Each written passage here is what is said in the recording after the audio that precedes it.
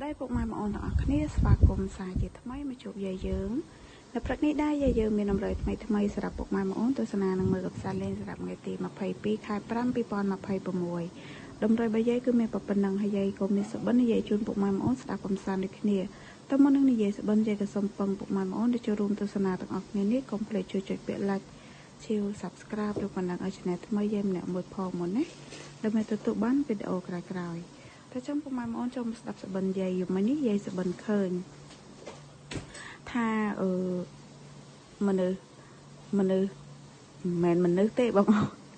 ក្មេងទេប្រហែលជាអាយុខ្ទង់10ឆ្នាំជាងអីទេ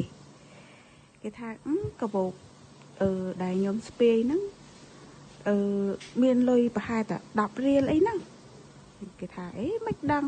ដឹងថាកបោកខ្ញុំមានលុយ10រៀលខ្ញុំឲ្យមើលដល់ពេលហើយយាយក៏ទាញកបោកយាយដែលស្ពាយហ្នឹងណាវាចេញហែកមើលសត្វទឹកក្រាស់500ហើយអាក្រាស់ថ្មីបងអូនម្ដុំរបៀបដូចគេដូរសម្រាប់ទៅវត្តទៅអីចឹងណាសត្វទឹកក្រាស់500ក្រាស់1000នៅក្នុងកបោកហ្នឹងចងដុំសត្វទឹកក្រាស់ថ្មីហ្មងថា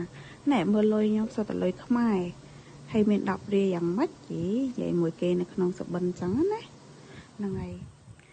ចឹងយាយក៏កាត់យក45